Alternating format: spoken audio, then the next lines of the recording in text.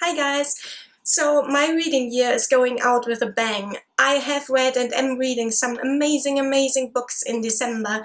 So I thought that today for Christmas Eve I am going to give you a quick wrap-up of my Cloak&Dagger Christmas to get at least the crime and mystery books out of the way. So Cloak&Dagger Christmas is a loose readathon that takes place during the whole of the Christmas and Advent period. It's all about reading cozy crime and mystery, and its purpose is to make sure that we don't miss out on the coziness of the Christmas period. In a not wholly unexpected turn of events, I read a whole of 2 books from my TBR list of 6. But I read 4 books altogether, so I'd say that I did so-so.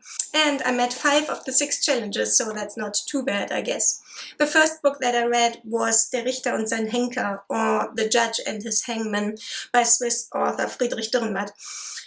And this I read for the challenge of reading a book in translation, which I interpreted as a non-English book, because English is the language in which I most frequently read. And this also works for the challenge of reading a book that is set somewhere you don't usually read about. And rural Switzerland, I mean, I have read books set in rural Switzerland, but not in a long time. This book, like most, if not all, of Dürrenmatt's oeuvre, is an exploration of the depths that human depravity can reach, and if and how this depravity can be battled or counteracted. I have to say it didn't really work for me all that well.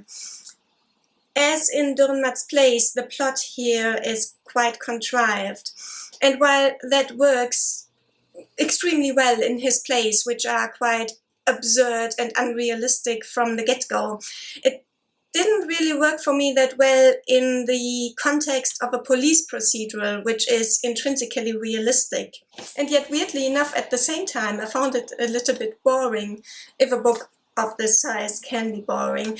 Leastways, I didn't feel hugely compelled to pick it up once I started it. I think that's mainly due to the fact that a lot of the characters in this book are stuffy, provincial old guys who work in administrative desk jobs. So, yeah, that was a bit of a letdown, because I adore Dürrenmatt's plays, and I highly recommend that you pick those up if you ever feel curious about Friedrich Dürrenmatt's work. And then I read Another Little Christmas Murder by Lorna Nicholl.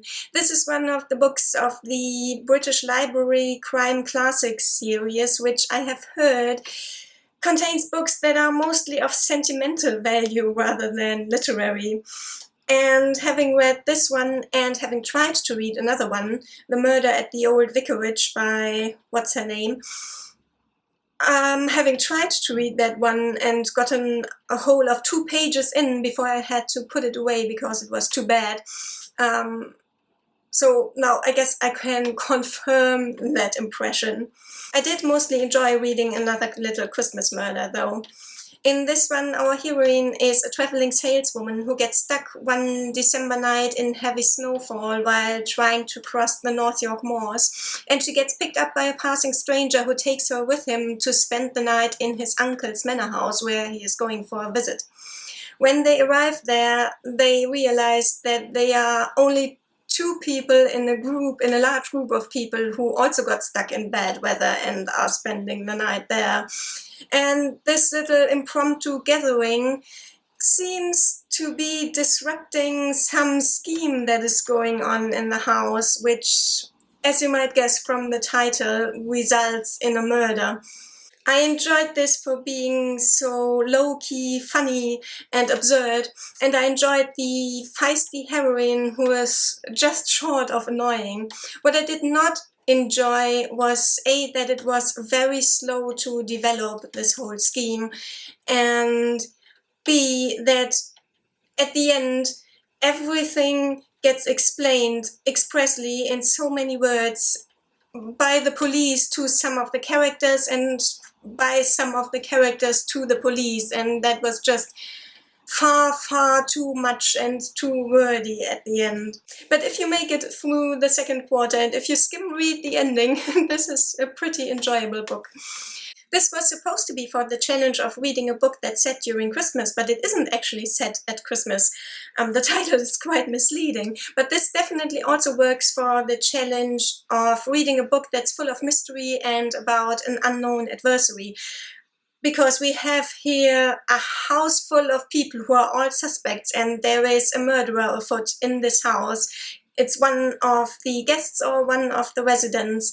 After a while, we even have a name, but we still don't know which one of the guests or residents they are.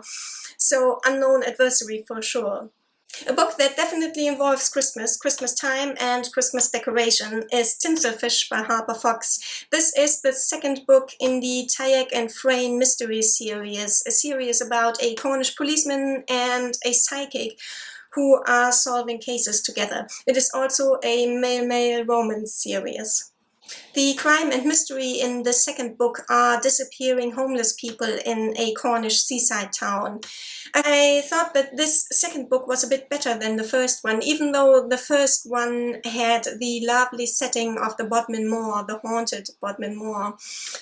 But I thought that the second one felt a bit more even, especially since now that the romance has been established, we are past that whole insta-love disaster. I'm certainly going to continue with this series. And the last crime novel that I read was Ravenblack by Cleeves. This is the first book in Cleeves' Shetland series, which is a series of 8 books as of now. It has also been turned into a TV series, a BBC miniseries, but I think it was only the second book that has been adapted, or perhaps later books have been adapted in a second series. I'm not sure. I haven't had a chance to watch the series, and to be honest, having read the book, I kind of lost interest in watching the series after I realized how blatantly they whitewashed the main character for the TV series. I mean, Detective Perez is only supposed to be of Spanish descent, but apparently even that is too brown these days. I know, I might be doing them a horrible injustice, and maybe this guy was just the best one who applied for the job, but I just can't be bothered anymore. Anyhow, the book was great.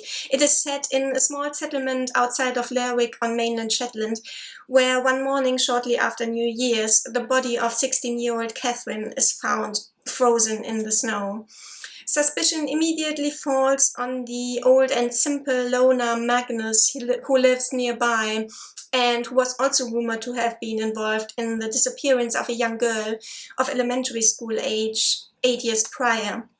But Detective Perez and his backup from Inverness are not quite willing to just leave it at that and to arrest Magnus just because he isn't talking. The story is told from the points of view of 3 characters: Detective Perez, the woman who found the body, and 16-year-old Sally, who was the victim's best friend.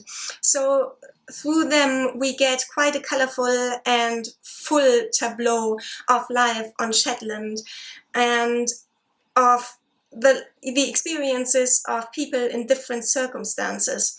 And all of our 3 points of view characters are to some degree outsiders, but they also get insights into a lot of things. So that was great, and the mystery was also very well developed. And Cleeves had me guessing right up until the end and placing my suspicion here and there. And in the end, the murderer turned out to be someone whom I had suspected at some point or at various points, but not recently. And they also made total sense in the end, the murder and the murderer.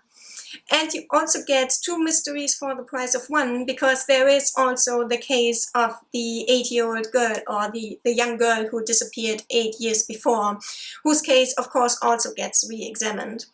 And this book fulfilled the challenge of reading a book that is set in a cold climate, and it was perfect for that challenge, because Cleeves is able to paint a scene very vividly without using so many words or over-the-top lyricism, which would have felt out of place in a police procedural like that.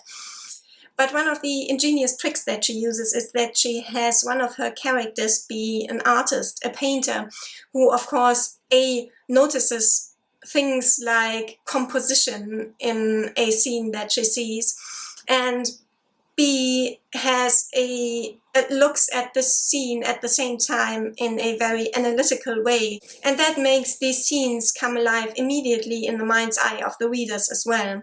I really enjoyed reading this book. It was definitely the highlight of my Cloak&Dagger Christmas, and I'm so glad I finally got around to picking up the Shetland series, and who needs this stupid TV series anyway. And that marks the end of my Cloak&Dagger Christmas wrap-up. I wish you all a very Merry Christmas, Happy Holidays, however you are celebrating them or aren't celebrating them. And I'll see you very soon with the first installment of my epic end-of-year reflections, resolutions video bonanza. Bye!